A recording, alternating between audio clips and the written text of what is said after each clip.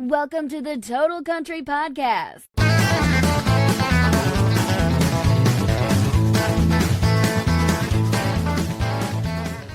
Hello, my name's Kevin Angel and welcome to a bonus edition of the Total Country Podcast.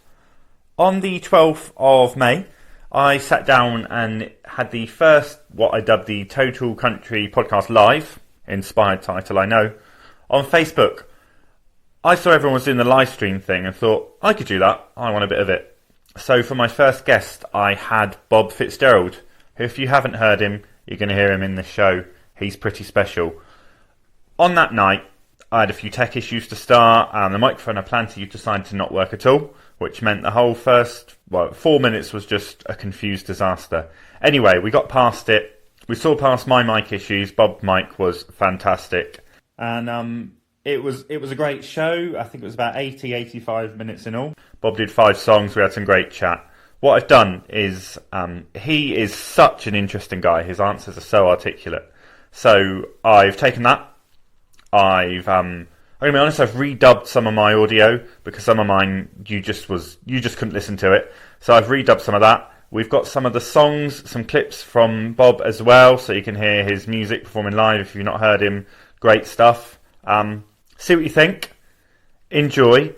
If you do want to see the full show, it is watchable. The sound is fine. You'd probably just more tolerate it with a video than if you're listening to it on a podcast.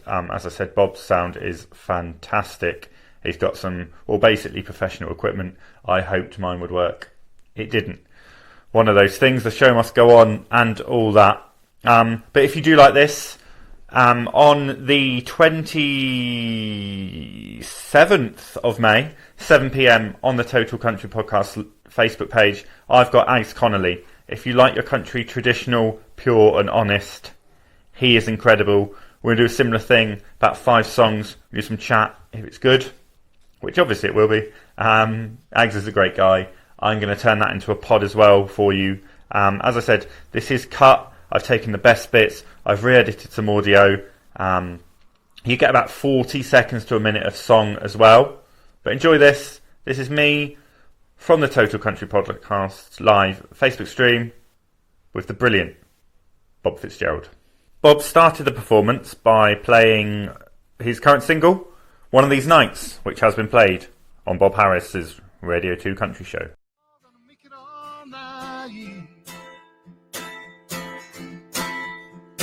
Whoa, one of these nights, be my lady tonight. Don't you feel how we come alive?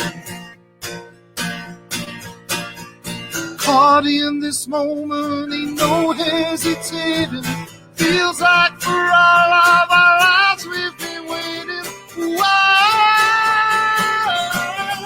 one of these nights. 'Cause it's just one of these nights. No, gonna make it all night. Whoa, one of these nights.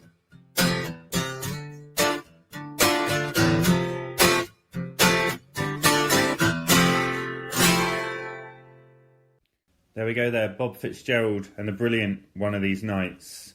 Bob, first of all, thanks for joining me on the show. How's quarantine been treating you? It's been for everybody, it's a strange time. It's been a really interesting time. I've been, in hindsight, really lucky that Another Highway EP was always scheduled to be out when it was. Because there's a lot of artists, I understand, who haven't got content, radio quality, broadcast quality, or singles EPs or whatever. And it's hard to we've got these wonderful Facebook Lives and the things that we're doing now. And so those are going fabulously well, especially in the country world, because the fans really want them. And the UK country fans are amazing. They're just voracious in their love and support of the music and of the artists. But the quarantine thing, at first I thought, oh, goodness me, because what do I do? I guess everybody thought this. But at first, because I released Running from the Rain as a single from the EP before releasing the full 4-track EP, which features Running from the Rain. And after that came out and did well, it got to number 2 in the iTunes UK Country Singles chart. We had gigs coming in, so we were going to be taking the band out. So hello to guys in the band. I don't know if any of you are watching. So that's Dan, Stefan Rees, and Tyler. Hello. Fabulous band. We were going to get ready to gig, and I thought, great, so everybody can now hear. I can let everybody know now by gigging what the sound of my music is, because it is guitars and drums and bass. It's production. I've always loved that, and that's what it is. I like acoustic guitars, and I like doing versions of songs on acoustic guitar and writing gentle songs, but my music is produced, it's got a rock heritage, it's got the country heritage, it's got all those different elements in it. And then I suddenly thought, oh, goodness me, how am I going to let people know what the sound of me is? Doing just acoustic guitar versions. So I'm not going to say I invented it, but I feel like I was quite quickly out of the gate with those montage videos where you ask people to play in separate locations. I called them remote gigs, and I called it Welcome to the Set List. So, and we're still doing it. We're still going on. So the plan is that we're working our way through the set list song by song. So all the guys in the band sitting in their house, you've seen them many times, and maybe you've caught my Welcome to the Set List videos. I don't know. So that became really, really important to me, to make sure that people were hearing the live sound of the full band. And then, of course, I was really, really busy with the run up to the release of the EP, because I think it's really important to, and I think you've got to judge it right, but I think it's really important to make a structured awareness / advertising campaign to your release. So I did the similar thing that I did with the single, which was a countdown from 5 days to the day of release. For the single, I did it from 5 days to the day of pre-order, which is very important to us independent artists. Pre-order helps you get a good chart position in the iTunes country chart. So I've been really, really busy, and there's a long-winded answer to how has Corona lockdown affected me as a musician. I've had lots to do. I'm very blessed and thankful that I've had loads of lovely work to do. And I really probably should get Final Cut Pro on my Mac, because I'm doing it all on iMovie and it takes hours. You've got a very methodical approach to the way you sort of record and market and release things, haven't you? Oh, absolutely. Absolutely. This is, it's going to sound like some kind of corny Hollywood line. This is my shot, and this is giving everything I've got to make this work, and to think carefully, because I'm a fan too. So I can hopefully use that judgment to the best of my ability to have an understanding of what kind of quality the output content needs to be or should be, or where the bar is, and how often I would like to see it. So that sort of helps me hopefully pitch it right in terms of the quality of what's going out under the Bob Fitzgerald name, and also the regularity and the awareness. Because there's people who are posting all the time, and then there's people who are posting not very often, and it's quite a fine little margin to try and get it right. And I think after five full-on days, and not everybody, in this algorithms, isn't it? So not everybody sees your posts, so you've got to play that game too. So it is a really structured approach to try and, I was going to say convince everybody, but let everybody know that I'm here, and this is it, and who I am and what I am, because I can't pretend to be. Somebody else in an interview was saying, "Oh, it seems like quite an honest campaign you've done," and I like the fact that they saw it like that. In that, and I said to them, "Well, I can't pretend to be anybody else because I won't be able to keep that up.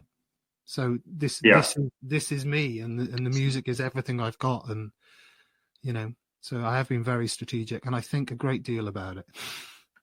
So why now? Why have you decided now's the time to release your first EP? Well, I've been a musician for years, as many artists have. You do it from. I credit age 13 picking up the guitar. My brother showed me my first few chords. I think he might be watching. Hello, Si, if you are, and Kath and the girls. That's his daughters. I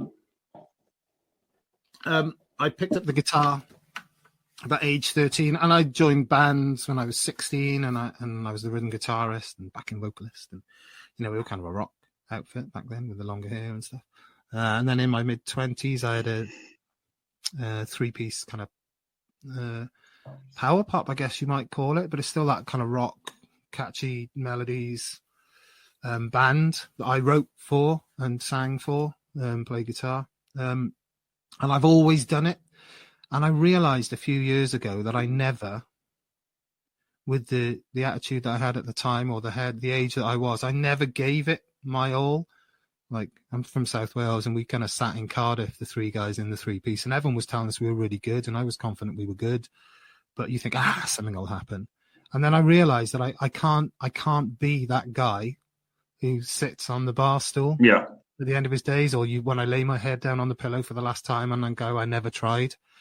And with the absolute blessed support of Kerry, my girlfriend, and my daughters and my parents, everybody supported me in this, in terms of quitting my job, quitting an all right earning job, and saying, I'm going to give this the go. Because I have faith in these songs. I have real confidence in the music. And it's sometimes it's difficult to make sure that you talk about confidence and it doesn't appear as arrogance.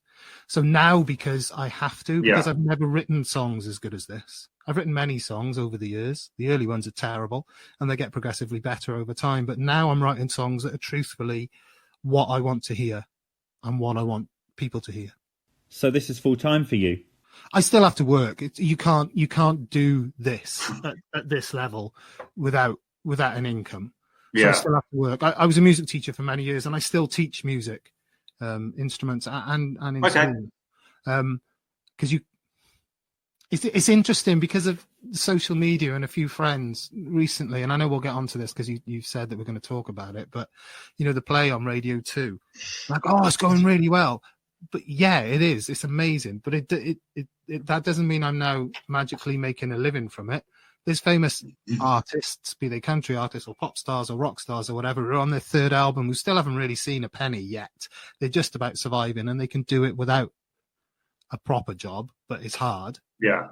And so when this is just right at the beginning of my journey, I know I'm older, but this is right at the beginning of my journey, of this journey now. And so I still do need to obviously have an income. So let's discuss that now then. One of these nights, which you played at the start of the show, was played on the Radio 2 Country show a week after its release. Yeah. Talk to me about how that was for you. And that's really surreal. That must have been crazy. Oh man. I'll try and do it in the chronology that it happened. It was just... it's everything that you could ever, as a UK artist, that is the pinnacle. That sits up high. Bob Harris's show with Mark Hagan, producer, that's like, okay, that's where you go to get your information. I know it's everywhere. You can find country music everywhere, and lots of people hear it in lots of different places. And of course, there's great country hits radio, Matt Spracklen, all those wonderful people. But I released one of these nights. I released Another Highway, EP on the Friday. And I just took a punt on the weekend, and I just tweeted Bob Harris and Mark Hagan, and kind of thought nothing of it. Of course, it's terrible. You become like a golem with your phone and your device, don't you? You're checking to see if see what's happening. And those that weekend, the Friday, because it was released on the Friday, and it got to number 2. And then and for an independent artist, you think, okay, wow, that's amazing.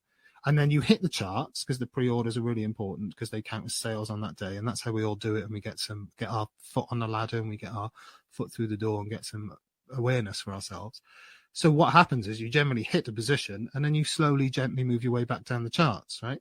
So I went to bed Friday night thoroughly, utterly, like, on top of the world.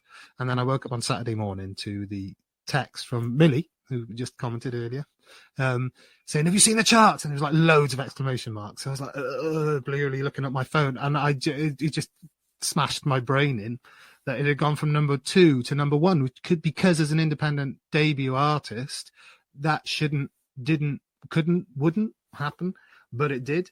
So that was absolutely amazing. So the Saturday then was just like Friday amplified, you know, and it was so lovely to hear from so many people that I did know, that I didn't know, that I haven't heard from in years, all being congratulatory.